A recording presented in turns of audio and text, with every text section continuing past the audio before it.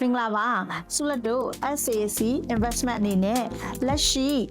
ကိုယ့်ရဲ့ business တွေကို investor အနေနဲ့ကော entrepreneur အနေနဲ့ professional တွေပဲဒီမှာရှိနေကြတဲ့ဦးတစ်ယောက်ချင်းစီတိုင်းရဲ့ challenging တွေ lifestyle တွေကိုမျှဝေသွားမယ် session လေးဖြစ်ပါတယ်အခုဆုလက်ဖိတ်ကြားထားတဲ့သူကတော့ Nan Thora Nin teacher Nan လို့သိကြတယ် Nan ပဲဖြစ်ပါတယ်နိုင်မင်္ဂလာပါ မင်္ဂလာပါမဆုလက်ဟုတ်နန်းကဆိုလို့ရှိရင်တော့ဒီမှာ UAE မှာဆိုလို့ရှိရင် accounting finance ပိုင်းမှာလည်းလက်ရှိကိုယ်တိုင်ကလည်း management level အနေနဲ့လုပ်ကိုင်နေတာဖြစ်ပြီးတော့နန်းအနေနဲ့လည်းသင်တန်းသားတွေကိုလည်းတေချာပဲပေါ့နော်သင်ကြားပြီးတော့ coach လုပ်ပေးနေတဲ့ trainer တူလည်းဖြစ်ပါတယ်။နိုင်အနေငယ်လည်းပြန်မိတ်ဆက်ပေးပါဦး ဟုတ်ကဲ့ပါမဆုလက်မင်္ဂလာပါ မင်္ဂလာပါ နန်းကတော့ဒီ UAE မှာ full time အလုပ်အနေနဲ့ဆိုလို့ရှိရင်တော့ finance manager position နဲ့ကုမ္ပဏီတစ်ခုမှာအလုပ်ဝင်နေရပေါ့နော်အဲ့ဒီအပြင်မှာနန်းရုံးချင်းပြင်ပါပေါ့နော်ရုံးချင်းပြင်ပါမှာဆိုလို့ရှိရင်ဒီ UAE accounting auditor training Thailand accounting auditor training နဲ့ Singapore accounting auditor training တွေမှာ accounting နဲ့သက်ဆိုင်တဲ့ဘာသာရပ်တွေကိုတင်ပြပို့ချပေးနေတဲ့ coach တယောက်လည်းဖြစ်တယ်ပေါ့နော်ဆိုတော့အဲ့ဒီသင်တန်းမှာဆိုလို့ရှိရင်လည်းတို့နိုင်ငံသားမှာလာပြီးတော့မှအလုပ်ရှာဖွေမဲ့လူတွေအလုပ်ထုတ်လို့ရှားမလဲပြီးတော့လို့ရှိရင်ဒီ accounting နဲ့သက်ဆိုင်နေပေါ့နော်ဒီ knowledge တွေ interview practice တွေလုပ်ပေးတဲ့အပိုင်းမျိုးပေါ့နော်အဓိကတော့အလုံးရသွားအောင်လို့နန်းကတောင်လန်းပြအနေနဲ့ပြသွားပေးတဲ့ senior အတယောက်အနေနဲ့သင်တန်းပို့ချပေးနေတဲ့ဆရာမပေါ့နော်နောက်တစ်ခုကတော့နန်းကဒီ business English အပိုင်းကိုလည်း free sharing ရောသင်တန်းအနေနဲ့ရော sharing လုပ်ပေးနေရမျိုးကြီးရှိပါတယ်ပေါ့နော်အခုလို့ပြည့်စုံစုံပေါ့နော် intro လုပ်ပေးတဲ့နန်းကိုလည်းကျေးဇူးတင်တယ်။ဘာဖြစ်လို့လဲဆိုတော့ကိုယ့်ရဲ့တက်ကြွထားတဲ့ပေါ့နော် professional အနေနဲ့ရော sharing အနေနဲ့ကုသိုလ်လည်းရ one လည်းဝပေါ့နော်ဒီလိုမျိုးမျှဝေပေးတာဆိုတာလေနောင်လာမဲ့အနာဂတ်အလုပ်ကို oversee မှာအလုပ်ရှာကြမဲ့သူတွေအတွက်လည်းတကယ်ပဲကောင်းမွန်နေပေါ့နော်အခွင့်အလမ်းတွေကိုတည်ထားသမျှကို sharing လုပ်ပေးတာဖြစ်တဲ့အတွက်နန်းကအရန်ကိုတော်တယ်ဖြစ်တဲ့အတွက်အမလည်း appreciate ဖြစ်ပါတယ်ကျေးဇူးတင်ပါတယ်ဟုတ်ကဲ့အဲ့တော့အမတို့ကဘာပြောပေါ့နော်ကိုယ့်ရဲ့အောင်မြင်မှုကိုပြောကြတယ်ဆိုပေမဲ့လေအောင်မြင်မှုရဲ့နောက်ွယ်မှာပေါ့နော် lifestyle နဲ့မှာဆို challenging ရှိမယ်ပေါ့နော်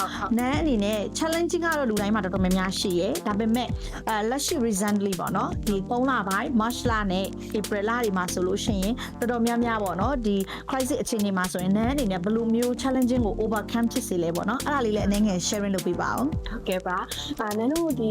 UAE ရဲ့အခြေအနေရပေါ့နော် February March ကနေမေလောက်ထိပေါ့နော်တော်တော်လေး crisis ဖြစ်နေတဲ့အခြေအနေမျိုးကိုကြုံခဲ့ရတယ်ပေါ့နော်ဆိုတော့နန်းတို့လိုမျိုးဒီနန်းကဒီစတင်တဲ့အပြင်မှာလည်းဒီမှာလည်း business တွေလုပ်ထားရပေါ့နော်ဆိုင်ဖွင့်ထားရရှိရဲတခြား business accounting service တွေဖွင့်ထားတဲ့ကုမ္ပဏီမျိုးတွေရှိရဲပေါ့နော်ဆိုတော့နန်းတို့လို business partner တေးသေးလေးတောင်မှမဟုတ်ဘူးဒီလို local partnership တွေတောင်မှနည်းလေးစီးပွားရေးလည်းရလာတဲ့အခြေအနေမျိုးတွေဖြစ်ခဲ့တယ်ပေါ့နော်ဆိုတော့အဲ့လိုမျိုးအခြေအနေမျိုးမှာဆိုလို့ရှိရင်ဒီစီးပွားရေးကျဆင်းလာတာနဲ့အများတယ်လို့ကြိုတင်ပြီးတော့စဉ်းစားတယ်ပေါ့နော်အခြေအနေကဘယ်လိုစစ်ပေါင်းမှာလဲဆက်ပြီးတော့ကောင်းလာမှာလားပို့စုပေါင်းမှာလားဟုတ်တာပေါ့နော်စဉ်းစားမိရပေါ့နော် first plan နေရဒီမှာတော့အကောင်းဆုံးအနေနဲ့ full time job မှာအကောင်းဆုံးဒီစူးစမ်းရဲဒါပေမဲ့လည်းနန်းတို့ second plan အနေနဲ့ဆိုလို့ရှိရင် time ဘက်ကို move လုပ်ဖို့အတွက်နားအိမ်ဝယ်ထားမျိုးရှိရပါတော့အဲ့မှာ time ဘက်ကိုရွှေ့ပြီးတော့မှဒီမှာသွားပြီးတော့မှလေးလာတာမျိုးတွေစီးပွားရေးဘယ်လိုလုပ်တဲ့လို့ဒီမှာလေးလာတာမျိုးတွေတော့နားလုပ်ခဲ့တာမျိုးရှိရပေါ့ challenging နဲ့မှာပေါ့နော်ရှိနေတဲ့အခြေအနေတစ်ခုကိုပဲရက်တက်မသွားပဲနဲ့ overcome အနေနဲ့ပေါ့နော်ဒါ solution တစ်ခုကိုလည်းထုတ်ဖောက်တာပေါ့နော်မှန်တာပေါ့ဟုတ်တာပေါ့အဲ့ကြားထဲမှာလည်းနန်းလိုမျိုးပဲပေါ့နော်ဒီလိုမျိုးဒီနိုင်ငံသားမှာ struggle ဖြစ်နေတဲ့ညီမလေးမောင်လေးရှိတယ်ဆိုတော့သူတို့အတွက်တွေကိုလည်းနန်းက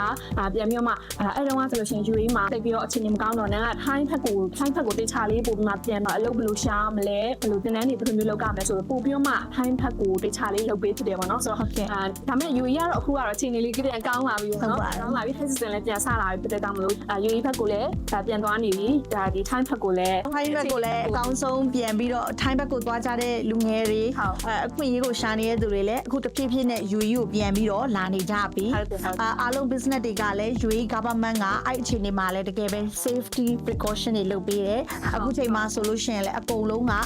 business တွေကိုပြန်လုပ်ငန်းရှင်တွေဆိုလည်း business တွေကိုပြန် run နေကြပြီအလုပ်ရှာဖွေနေကြတဲ့သူတွေအနေနဲ့လည်းအခု high season တက်ကိုမျှော်လင့်ပြီးတော့စပြီးတော့ preparation အနေနဲ့လည်းပြန်လာနေကြပြီနောက်ပြီးတော့လုပ်ငန်းလုပ်ကြမဲ့သူတွေလည်းအခုစပြီးတော့ Saturday စချနေပြီပေါ့နော်အဲ့တော့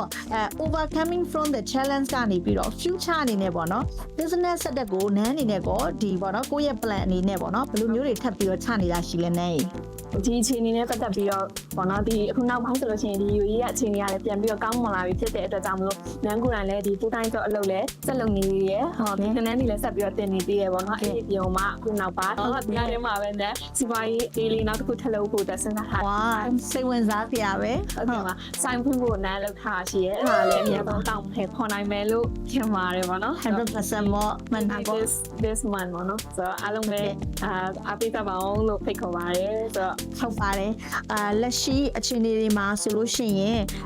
UAE မှာဆိုလို့ရှိရင်ပြန်ပြီးတော့ business တွေကလည်းပြန်ပြီးတော့ဖွံ့ဖြိုးလာတယ်ဒါတွေမကသေးဘူး investment investor တွေလည်းပြန်လည်ပြီးတော့လှုပ်ရှားအသက်ဝင်လာတယ် UAE government အနေနဲ့လည်းဒီပြီးခဲ့တဲ့အခြေအနေတွေမှာ overstay တွေ visa တွေပေါ့နော်ခက်ခဲကြတဲ့သူတွေအတွက်လည်းဖြေလျှော့တာတွေရှိသွားတယ်ဒါအပြင်ကမှပြန်လာကြမဲ့သူတွေအတွက်ကိုလည်းအလုပ် opportunity တွေကလည်းစနေတာဖြစ်ပါတယ်နောက်ပြီးတော့နန်းတို့လိုမျိုးစီးပွားရေးလုပ်ငန်းရှင်နောက်ပြီးတော့လို့ရှိရင်ကိုယ့်ရဲ့အလုပ်ကိုတနေရာမှာလည်း full time လုပ်နေတဲ့သူတွေကဆိုလို့ရှိရင်လည်းတနေရာထဲမှာရက်တန်သွားတာမဟုတ်ဘဲနဲ့အသစ်တွေတင်ယူရင်းနဲ့ပေါ့နော်ပြောမယ်ဆိုလို့ရှိရင်တော့ risk ကိုယူနိုင်မယ် စီနိုင်ရ နောက်ပြီးတော့လို့ရှိရင် experience တွေကိုလည်းမစုံမနစ်နဲ့ပေါ့နော်ဆက်ကြိုးစားသွားမယ်ဆိုလို့ရှိရင် UAE ရဆိုလို့ရှိရင် safety ဖြစ်တဲ့ environment ကောင်းလည်းဖြစ်တယ်ဒီလိုမျိုး environment တွေနဲ့အတူကိုယ့်ရဲ့ဘဝ challenging တွေကိုအခက်အခဲတွေကနေပြီးတော့ကြော်ဖြတ်ပြီးတော့အောင်မြင်မှုရှိရဲ့နန်းလိုမျိုး experience ရှိရဲ့ professional တွေကိုလည်း SAC investment ကနေပြီးတော့တကယ်ပဲ